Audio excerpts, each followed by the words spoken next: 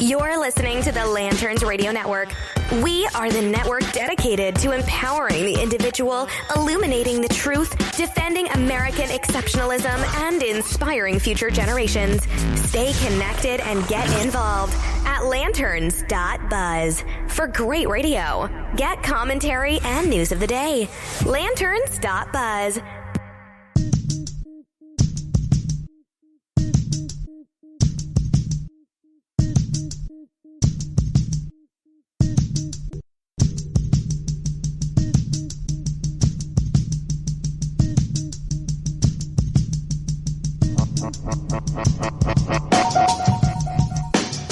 Good afternoon.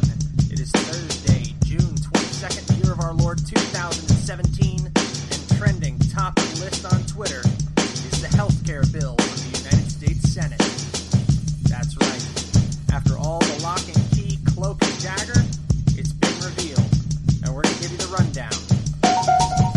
We're also going to take a look at some possible alternatives to the healthcare bill that may come from Senators Ted Cruz, Mike Lee, Rand Paul, and the rest of the Gang of Four, as they're called now. All that and more coming up here on the Holonet Podcast on the Lanterns Media Network. Stick around.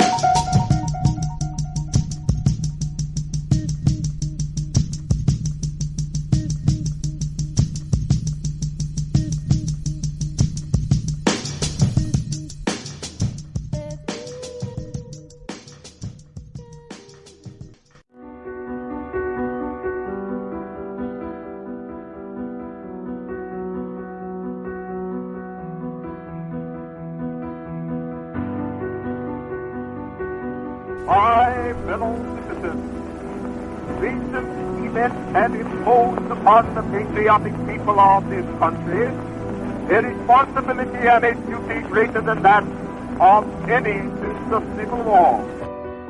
It is the common people of the world that are interested in this business. They know when we have war, it is they that have to bear the burden.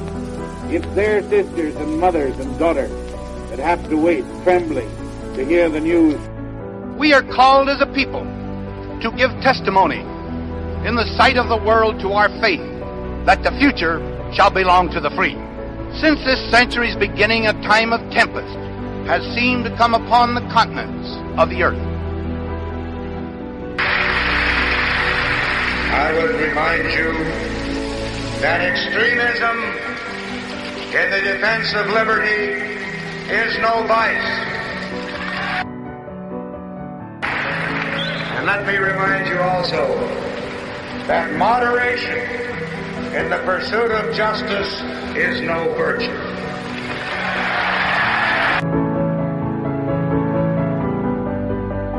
I want the people of America to be able to work less for the government and more for themselves. I want them to have the rewards of their own industry. This is the chief meaning of freedom. Until we can reestablish a condition under which the earnings of the people can be kept by the people, we are bound to suffer a very severe and distinct curtailment of our liberty. You're listening to the Holonet Podcast on the Lanterns Media Network. The new conservative resistance begins right here, right now.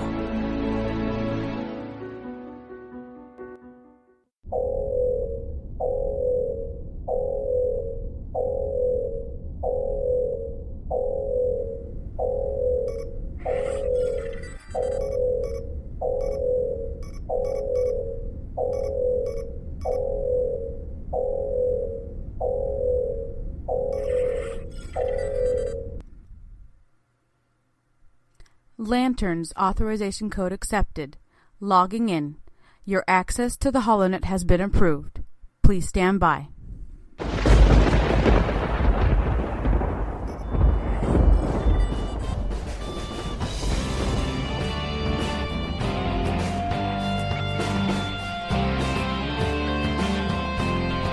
You're listening to the Holonet on Lanterns Media Network. The millennial conservative resistance begins here.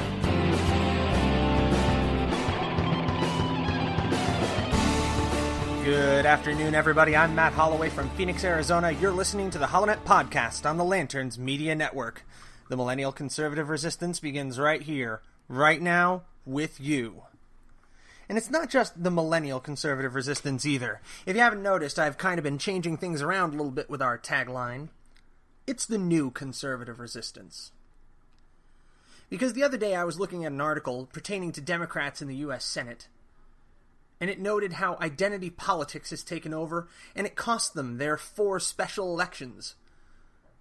Personally, I think Hillary Clinton, in perpetuity, has probably cost them the next several elections. In the most damaging presidential campaign that's been seen in 100 years in the Democratic Party. They may never get up again. But we have to be on the lookout, as conservatives, for identity politics as well. I had a listener reach out to me the other day, wanted me to take a look into the Federalist Party. We went back and forth on Twitter for a couple of minutes. I drew his attention to an article that I wrote while I was a contributor for theblaze.com, which said that I took the Libertarian Party seriously for about a week. Now, he advised me to take a look closer at the Federalist Party, and I intend to. That's going to come in a later episode. But I just wanted to make sure that I hammer home with all of you today that it's not just the millennial conservative resistance anymore. It's the new conservative resistance. Because we can't make the same mistake that led the Democratic Party and the liberal left to where it is today. No. We need to unite. We're not going to agree on everything. And that's okay. It's our differences in opinion. It's our discourse that helps us grow as people and that help us grow as thinkers. A free people require a difference in opinion and an equal platform. So I'll tell you now today, this is the new conservative resistance on the Lanterns Media Network. Millennial or no, we need you at the table. It's time for everyone to pull their weight. Libertarians, establishmentarians, constitutional conservatives, social conservatives, fiscal conservatives. If you love this nation, if you love the Constitution and the Declaration of Independence and everything our fathers, grandfathers, brothers, sisters have fought and died for, then we need to unite behind the common ground that we are all Americans. Now, got off on a little bit of a tear there. That's okay.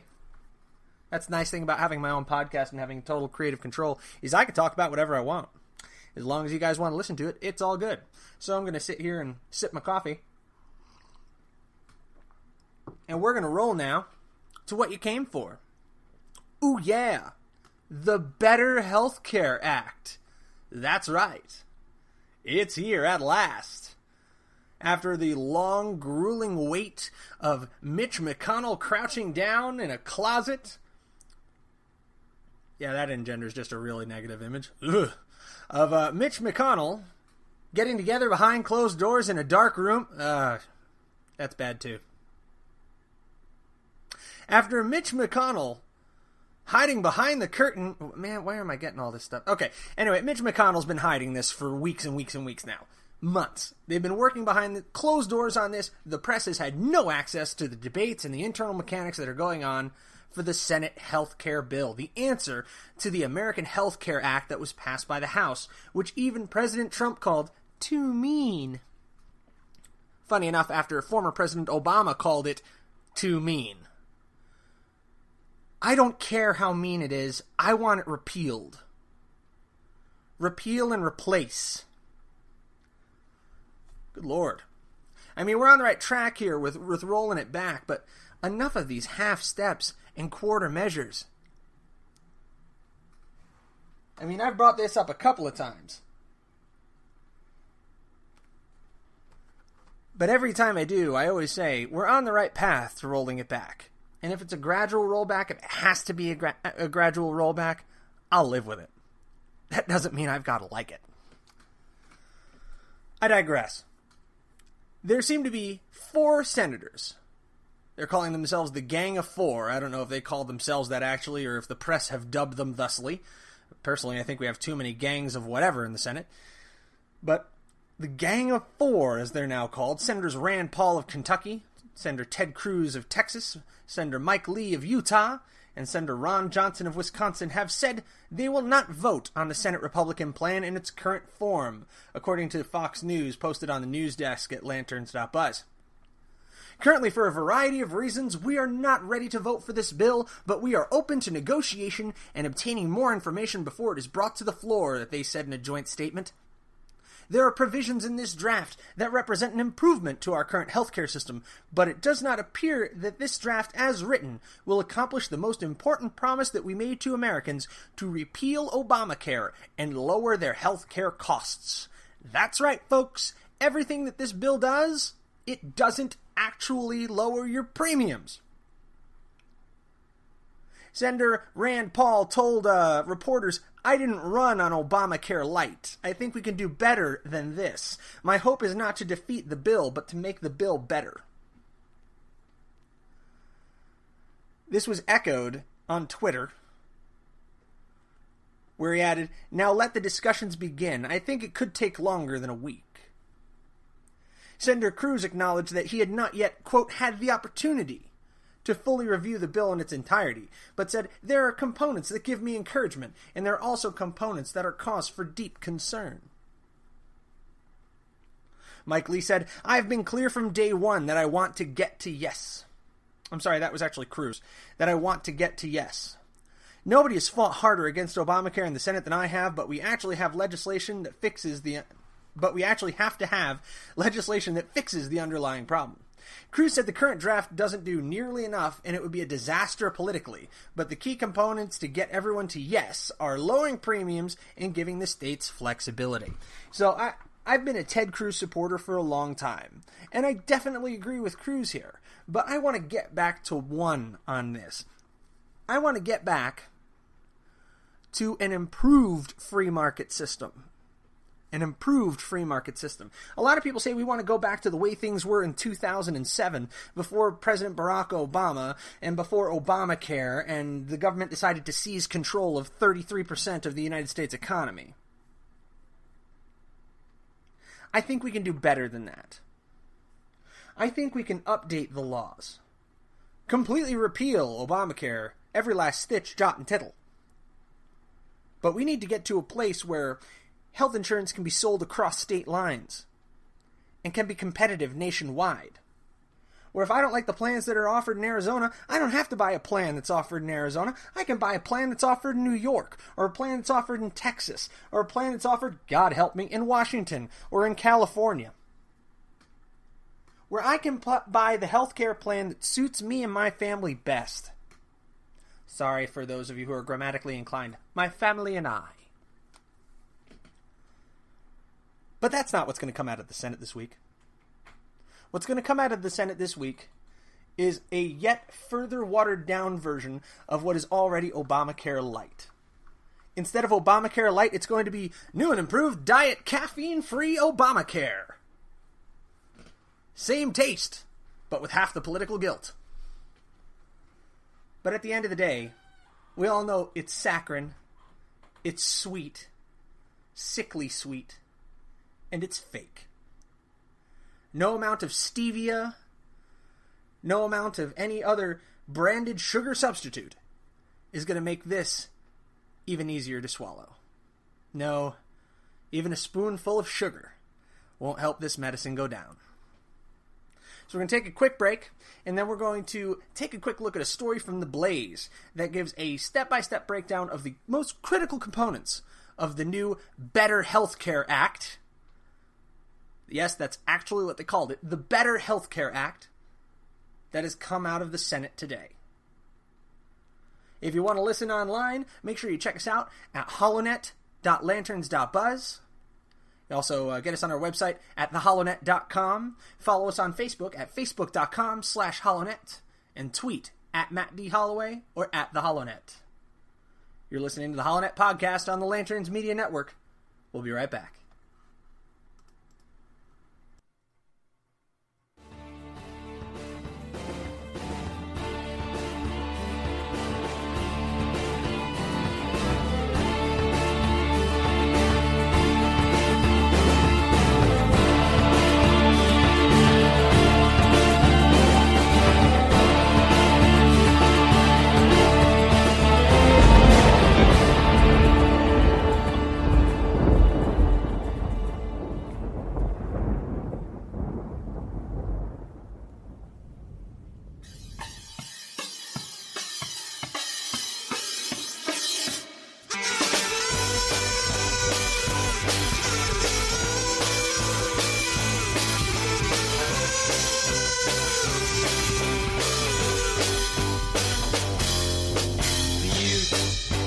America molested by Ronald McDonald.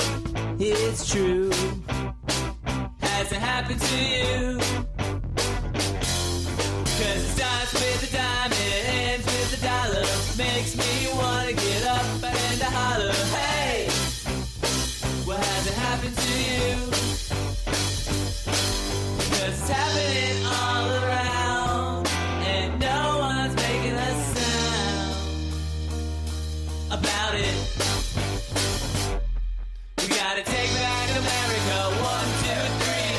Take back America, you and me. Take back America or we're all screwed.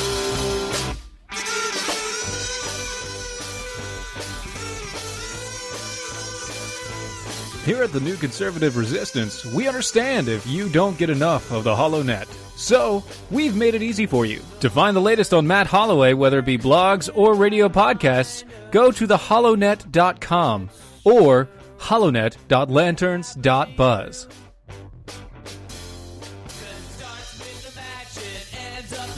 I think we could be in for a whole lot of trouble. Hey, what has happened to you?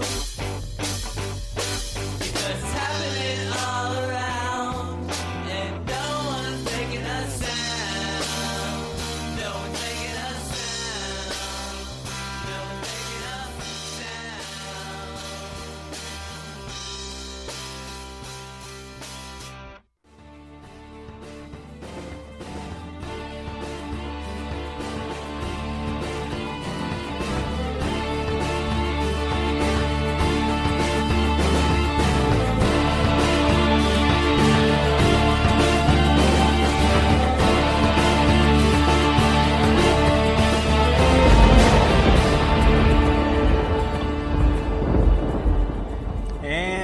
Back. You're listening to the HoloNet podcast on the Lanterns Media Network.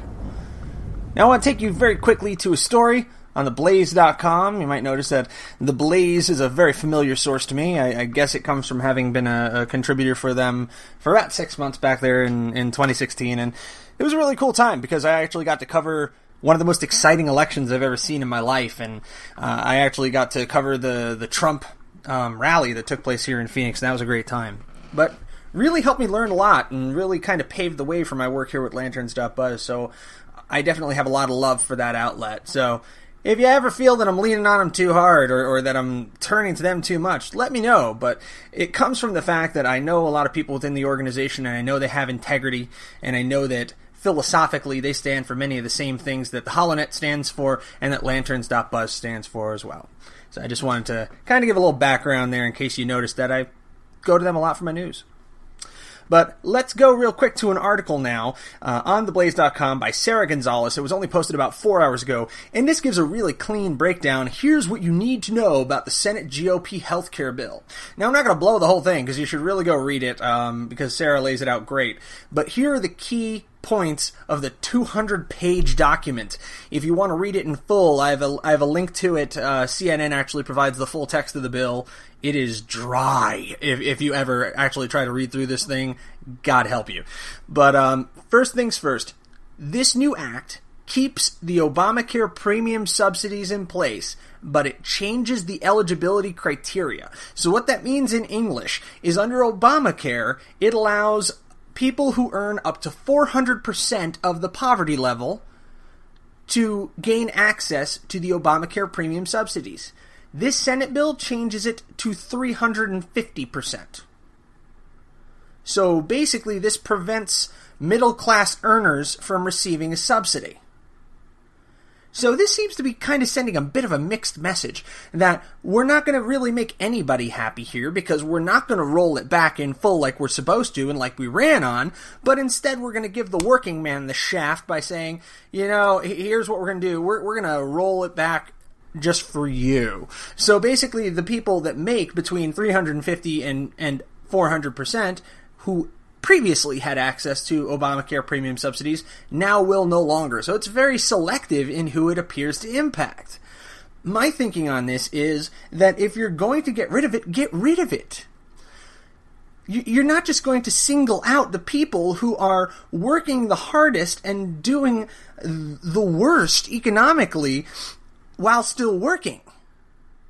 I mean, that's not going to help anybody. You're targeting your middle-class families with this. And I know I'm starting to wax like a liberal here, but this just doesn't make sense. Get rid of the whole thing, instead of playing directly into the narrative that the left is trying to throw on you. I mean, the left has already been throwing shade that this is going to be disastrous for the middle class when you just singled out the middle class. It makes no sense. You just gave them their next re-election campaign. Think about it. Dear Lord. The next thing up here is it starts a 3-year phase-out of the Medicaid expansion beginning in 2021, as opposed to the House bill, which ended the expansion in 2020, which earned criticism, who said it wasn't a fair time frame to enrollees. Now, I live in Arizona, where everybody flipped their lid when Governor Jan Brewer at the time actually accepted the Medicare expansion. People lost their minds here because in Arizona, we're relatively conservative. We didn't want it. We didn't want it. She took a ton of heat for that. And rightly so. There are states out there that outright refuse the Medicaid expansion, will be unaffected by this. So who's screaming? The states that basically dropped to a knee and took the money from the federal government and kissed the ring. I mean, look to your state houses for who's responsible for this one. Because they didn't have to take that check. No. They decided to. They complied. And Jan Brewer complied, which is why I feel she's no longer the banner carrier necessarily for the conservative cause in the state of Arizona. It's one of the things I disagree with her on. And I really enjoyed her governorship, but I disagree with her strongly on that move. Third thing, it defunds Planned Parenthood for 1 year. This kind of confuses me. So, the House's plan also defunded Planned Parenthood for 1 year. But I'm sitting here saying, why 1 year? What is so special about Planned Parenthood not getting the $553.7 million for fiscal 2018, if this should pass? Defund it permanently. Not for a year. All you're doing there is sending a little bit of a message. You're giving a little poke to the left. And you're going to hang your hat on that for 2018 and for 2020? Please, spare me. Defund it completely and totally. Again, half steps and quarter measures. It's bollocks. Hang on. Can I say bollocks on air? Yeah, nobody's listening in England. I have listeners in England? Holy crap. Wait, is there somebody in London listening to this? Alright, okay. Well, I'm going to get in trouble then with British Broadcasting. I said bollocks. Alright. Anyway. It maintains Obamacare-era pre-existing condition regulations. This is one of the very few things that I actually agree with, is that there should be pre-existing condition coverage. And this is where it deviates from the House bill, because the House bill gave the states the ability to eliminate the pre-existing condition protections if certain criteria were met. And I'm a little torn here, because I favor states' rights very strongly. I am a big-time 10th Amendment guy. That all powers should be that are not directly enumerated to the federal government need to be delegated back down to the states and back down to the people. So I honestly think that I still favor the House bill on this one, although I agree that pre-existing conditions need to be regulated from an insurability perspective, because insurance should not be denied to people based on the fact that they have a pre-existing condition. And this is very near and dear to my heart. I have family members who have pre-existing conditions. I have cancer survivors in my family. I have people with Crohn's disease in my family. I mean, cardiac issues don't run in my family. They stop and get to know each and every one of us individually on a person-to-person basis. So, I understand this concept. It's close to home for me. But I still maintain that it is the right of the state to regulate its own insurance. Now, should people be able to buy insurance across state lines? Yes, as long as that insurance meets the requirements of that state. It's common sense, guys. I don't know why the Senate isn't thinking of this. It's insane. It eliminates the individual mandate put in place by the Affordable Care Act. So it's not going to require all Americans to have a certain amount of health insurance to avoid a penalty, depending on whether you ask the Congress or the Supreme Court. I agree with this completely. The American people should not be forced to purchase a service that they do not want. Many people don't have insurance because many people don't want health insurance. A lot of people are my age or younger. I'm 30. A lot of people are in their 20s. They're healthy. They're not worried about it. They just want to get their catastrophic protection and be done with it. And one of the big scams that the left has loved to perpetuate is how many people are going to fall off the insurance rolls as soon as this happens. Millions upon millions of people. I think the number they were throwing around was 26 million people. There was a great breakdown of this on the Blaze's Facebook, by the way, if you get a chance to check that out. I think it was a couple of weeks ago.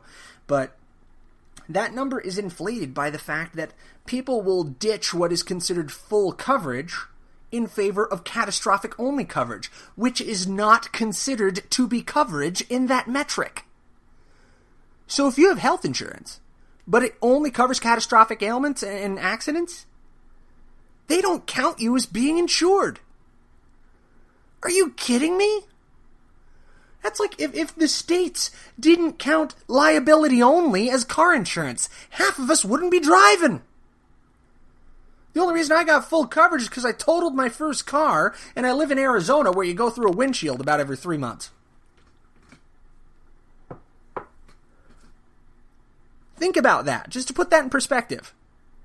Do you have liability only coverage on your car?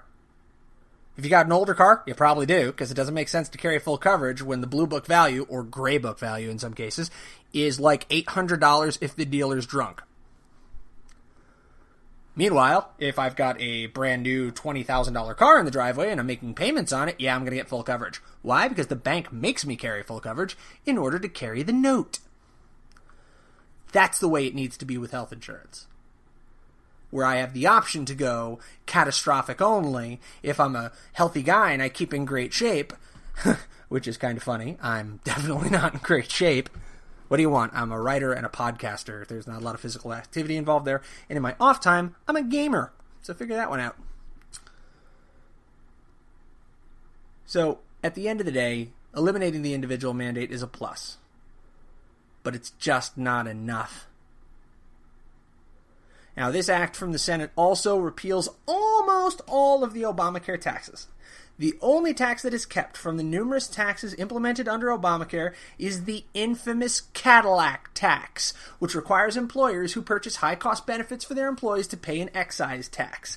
Instead of eliminating it, the Senate plan delays it until 2026. Well, I got news for you. The Cadillac tax was one of the most damaging to the average person because there were some of us who had amazing Tier 3 healthcare plans that suddenly evaporated like spit on a summer day because our companies decided, well, we can't carry those anymore because we don't want to get slapped with an excise tax. Yours truly included. I had amazing health care. Top tier. Cream of the corn on a platinum cob, if I can steal a line directly from Penguins of Madagascar. I paid for it, and my family enjoyed and benefited from it. Birth of my first child cost me like $500. Birth of the next two, I'm still paying, I think I'm upwards of $12,000 now. This is a sad excuse for healthcare reform. Half measures and quarter steps. I know I reversed that, so half steps and quarter measures. And take a quick break, and when we come back, we're going to round out with what this bill should look like, and we're also going to take you to a story from Lantern.Buzz that I reposted on Facebook just a couple of days ago that I think anyone who has a notion that we should go to a socialist form of government or democratic socialist government needs to read. We go to Cuba after this break. You're listening to the HoloNet Podcast. on the Lanterns Media Network. Stick around.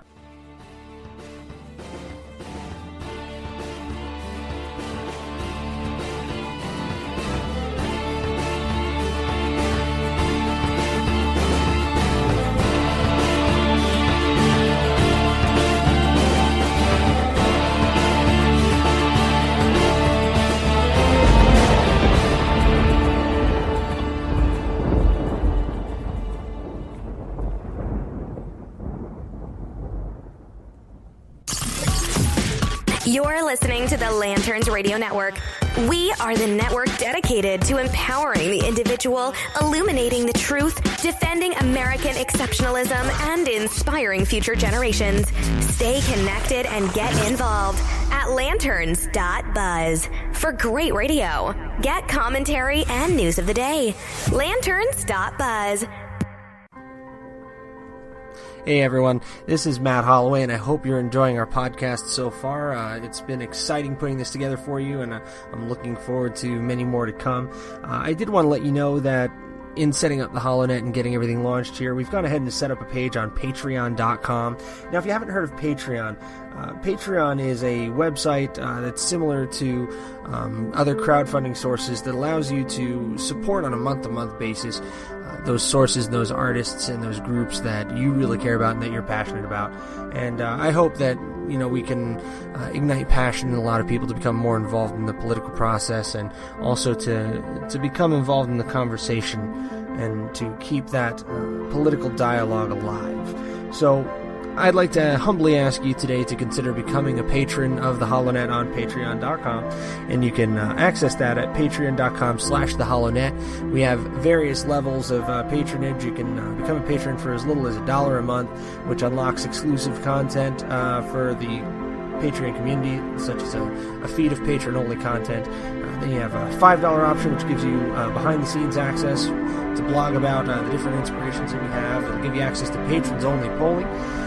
And then we have a $10 option, which gives you a signed digital poster plus everything else. $20 option, which gives you name in the credits on the site, and all other rewards. And we even have a segment sponsor package available on Patreon, which is $125 a month, which entitles you and your business to a 60-second ad as a segment sponsor during the podcast, of course, subject to content approval. So if you would like to become a patron of the HoloNet, we would be greatly thankful to you, and it's going to go toward a solid cause of generating this sort of millennial constitutional conservative content that is so lacking in our media today. So thank you for your time, for your consideration, and for being a part of the HoloNet. Here we hold the line against the night, and the millennial conservative resistance begins here.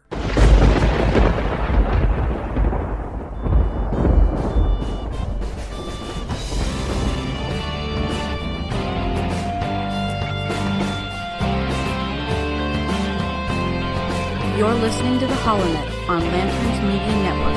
The millennial conservative resistance begins here.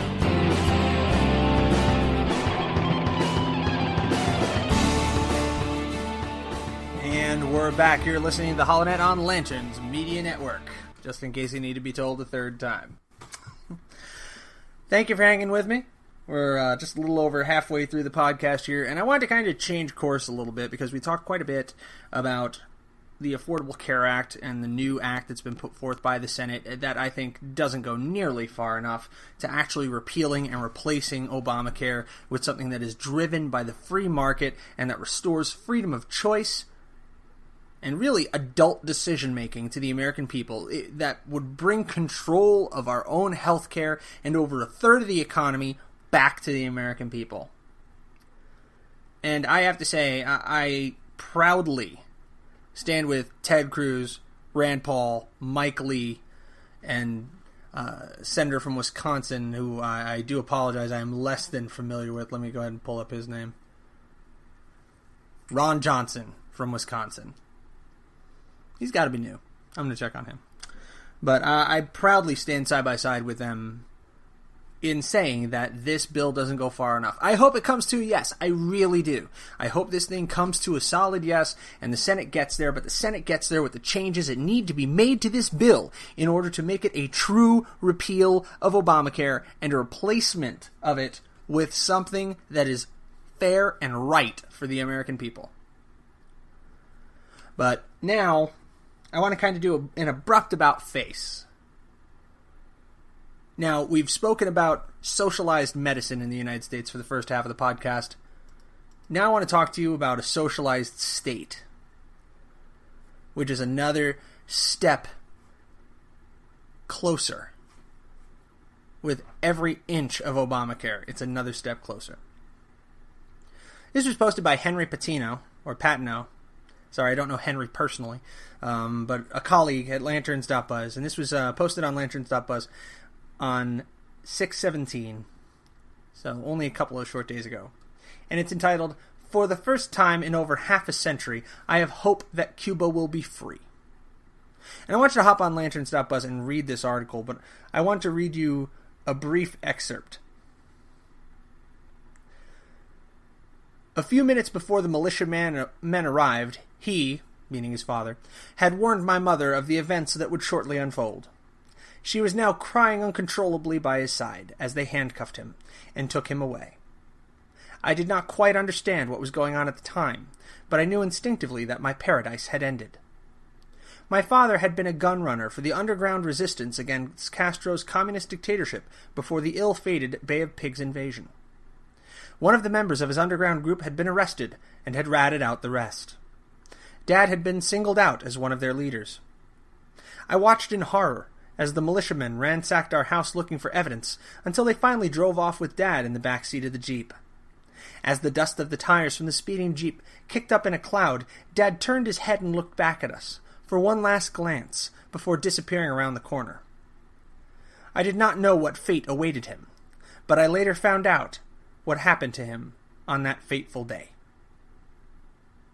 Dad was taken to the edge of one of the sugarcane fields. The men scrambled out of the truck again and promptly assembled into a firing squad formation. He was roughly removed from the Jeep and placed in front of them with a blindfold. The lieutenant shouted with authority, "Ready, aim," and paused for effect. Then he said, "Paco, I will give you one chance to save your life. I need you to name all the men who were in your group." But my father put on his best poker face and insisted that he was being framed because they wanted to take over his farm. Ladies and gentlemen, this is what happens under a communist regime, under socialism, of which communism is the inevitable result. Socialism is communism's training wheels. And yes, I will get people who jump into the comments and who hit me up on Twitter and say, "You don't know the difference between communism and socialism." Yes, I do know the difference between communism and socialism. Socialism is let me restate this. Communism is murder. Socialism is suicide. Communism is imposed upon the people. Socialism, they actually vote for. Because it's an ancient truism that dates all the way back to Greek times. That when people realize they can vote themselves everything they want, that's when republics die. It happened in Greece. It happened in Rome. It's happening in Europe as we speak. And look out, it's come to America. The Democrats on the left, the Social Democrats, the Democratic Socialists, the Progressives, whatever they're calling themselves these days, they're the party of yes. These are the people that say, if it feels good, do it. You're special. You deserve it. Here's your participation trophy. There's nothing that separates winners from losers. There are no losers. Everyone plays the game. Everyone deserves a prize. Folks, I was born in 1986. When this kind of thinking had reached a crescendo. Because it was lovingly held and cradled in the arms of the Reagan rebound, of the resurgence of the American economy, when this nation was at the height of its global dominance and primacy. It's very easy to want the best for your kids. And that's what I think the generation that brought us such great minds and such stalwart conservatives as Reagan and Goldwater and Eisenhower, I think this is where they erred. Because they wanted the very, very best for their children. I'm a father of 3. I've got 3 little boys. 1 3-year-old and twin 1-year-olds. And I want the very best for them. In all things. The difference is, if you give someone the best, they don't appreciate it. Because they didn't earn it. If you force someone to earn the best, to work for the best, then they appreciate it. Because it is theirs in their own right. So I think that the liberals are not the only ones to blame. Because in the plenty and in the lavish wealth that our nation was able to achieve post-World War II and in the mid to late 1980s and into the early 1990s, in that world, coming up in that world, it was so easy for parents who had grown up and lived with less to dote upon their children and give them more. They wanted to. It felt good to do it. But they were weakened by it. Made soft. Malleable. Woefully unprepared for the cold reality that would grip my generation and the 2 generations before. The Gen Xers. All wholly unprepared. I know Generation X prides itself on being jaded, but maybe they weren't jaded enough. Maybe we're too introspective, Gen Xers and Millennials. You're late 70s, 80s, and 90s children. We're too self-absorbed and worried about ourselves, and too accustomed to comfort and plenty. And we want to give the same to our children. But the difference is, instead of showing us how, for many of us, it was just handed to us. And now, when there's nothing left to distribute, no more trophies left at the end of the game, we find ourselves angry. We feel indignant.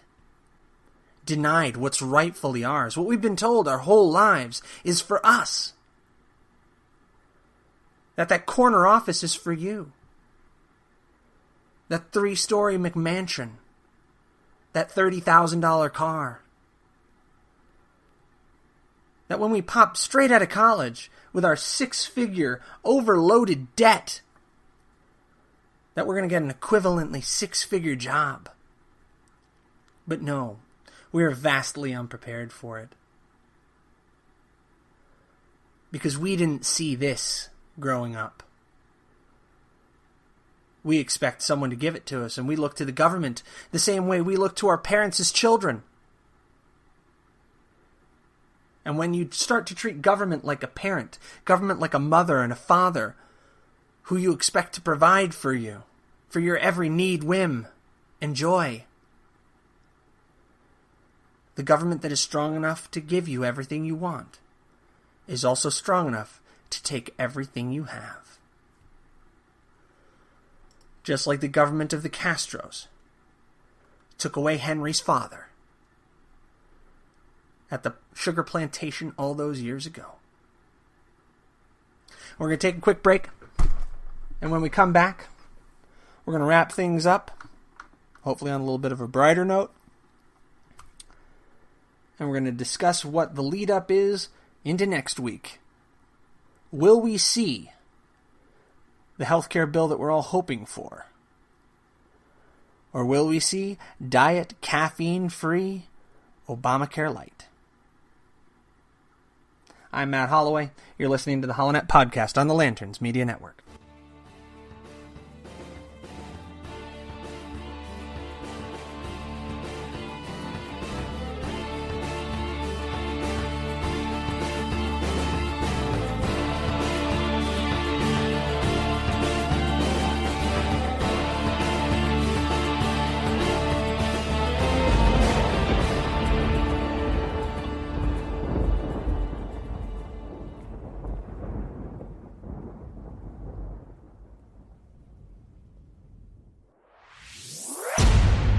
You are listening to the Lanterns Radio Network, where Americans come together to illuminate the truth. Turn it up loud and proud until the knob breaks off. Lanterns, illuminating the truth.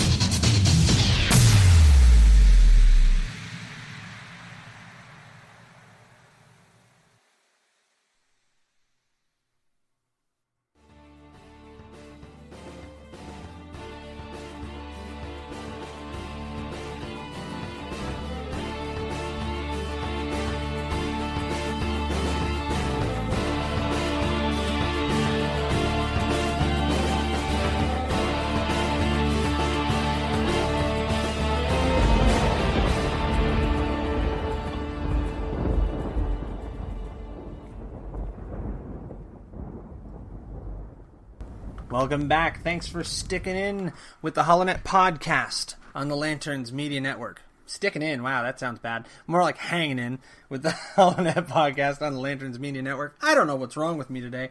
I just keep saying the most inappropriate possible things. I think it's because I'm gearing up for some crossover with the Defenders of American Exceptionalism, hosted by my good friends Dylan Lyles and Stephen Airy. Those guys are jokesters. I mean, I really do enjoy their show, so if you haven't given them a listen yet, give them a little bit of love, listen to their show. It's the Defenders of American Exceptionalism on lanterns.buzz. You can find them on Spreaker, SoundCloud, iTunes, and of course lanterns.buzz, wherever you find great Lanterns programming. So I wanted to kind of just end this out, because I've got a little bit of time left here in the hour, with some tweets from President Trump today, and I think I'm gonna start doing this just as a go forward, because there are some awesome ones that came out today. President Trump says, "Why did the DNC refuse to turn over its server to the FBI and still hasn't? It's all a big Dem scam and excuse for losing the election." So we're saying that. Okay, I'm trying to figure this out. By the way, if Russia was working so hard on the 2016 election, it all took place during the Obama admin, why didn't they stop them? Okay, that's kind of a valid salient point. I certainly hope the Democrats do not force Nancy P., I think Nancy Pelosi, out. That would be very bad for the Republican Party, and please let Cryin' Chuck stay.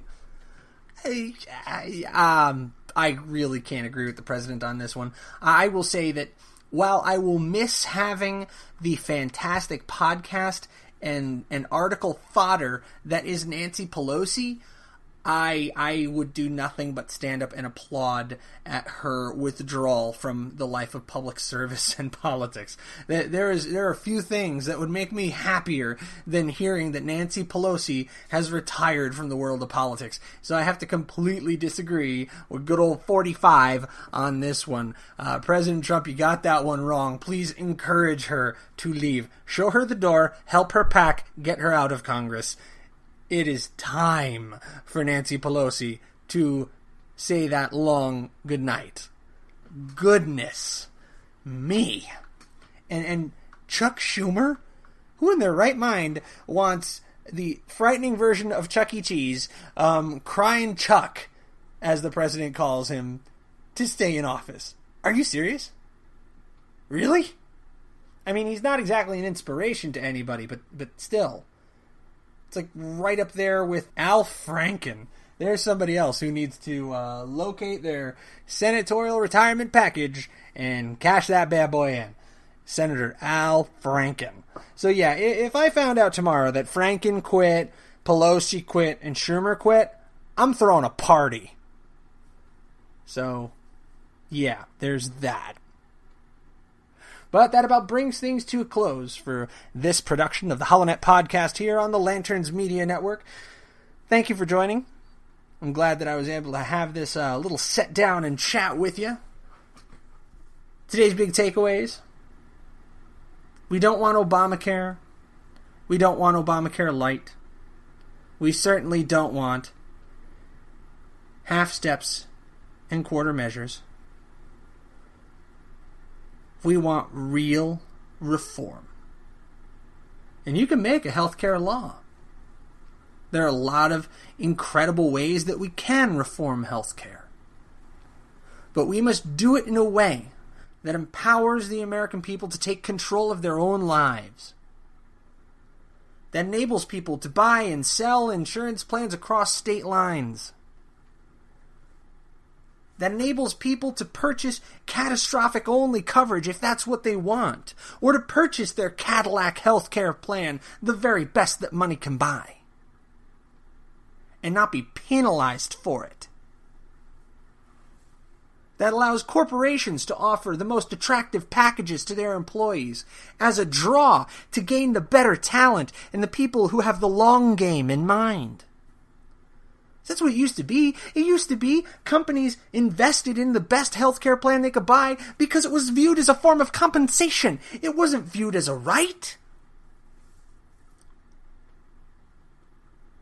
So we need to give this power back. Back to the states. Back to the American people. Back to business owners. The freedom to buy, sell, and offer the best health care that money can buy. Or the most minimum health care that money can buy. Because we're Americans. Because we're adults. Because we can choose. And we don't need big daddy government telling us to take our medicine. From Phoenix, Arizona, the place where we hold the line against the night and stand for our principles. I'm Matt Holloway for Lanterns Media Network. Good night, and God bless you. And God bless the United States of America.